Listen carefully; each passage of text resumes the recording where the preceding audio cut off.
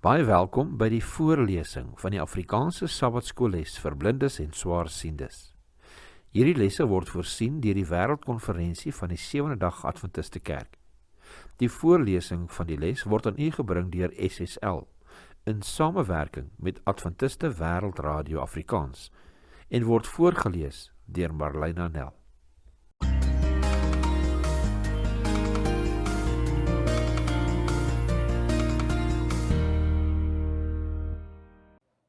Les 2, 4 tot 10 Julie, die boodskap van die kruis.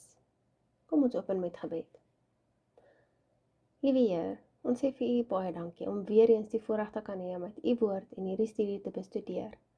Ons bid en ons vra as dit u wil is, dat u asseblief die Heilige Gees mag stuur om ons geestelike hart en verstand oop te maak, dat ons die diepte van u liefde en u genade mag verstaan. Ons bid en ons vra dit in die naam van Jesus Christus alleen. Amen. Sabbatmiddag, skrifverwysings vir hierdie week se studie. 1 Korintiërs 1 vers 17 tot 31, Kolossense 1 vers 20, 1 Petrus 2 vers 24, Handelinge 13 vers 16 tot 47, 1 Korintiërs 2 vers 1 tot 5. Geheeteks, 1 Korintiërs 1 vers 18.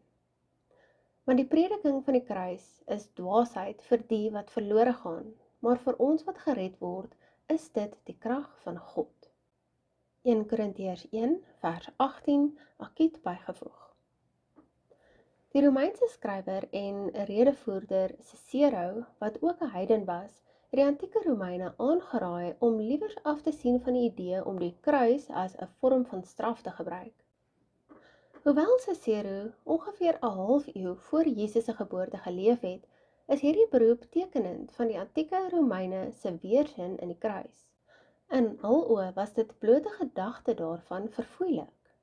In teenstelling daarmee sou Paulus later skryf in 1 Korintiërs 1 vers 18, die prediking van die kruis is die krag van God.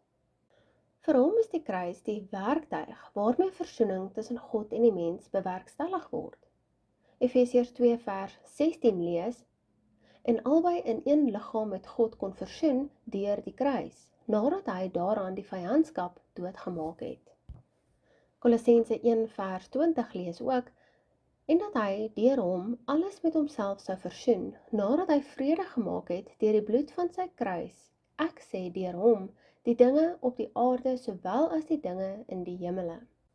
Die kruis is die werktuig waarmee versoening tussen God en die mens bewerkstellig word, die groot simbool van Jesus se nederigheid en die plek waar ons geweldige sondeskuld gedelg is.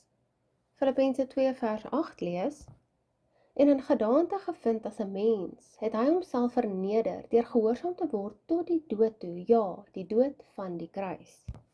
Kolossense 2 vers 14 lees, en die skuldbrief teen ons, wat met sy insettinge ons vyandig was, uitgedelg en weggeruim het, deur dit aan die kruis vas te naal. Die kruis is Paulus se antwoord op al die Korintiese probleme. Mens hoef nie baie ver in 1 Korintiërs te lees, voor jy agterkom watter kwessie die apostel die meeste gepla het nie. Partydigheid in die kerk. Paulus kon kwaliek sy verleentheid wegsteek.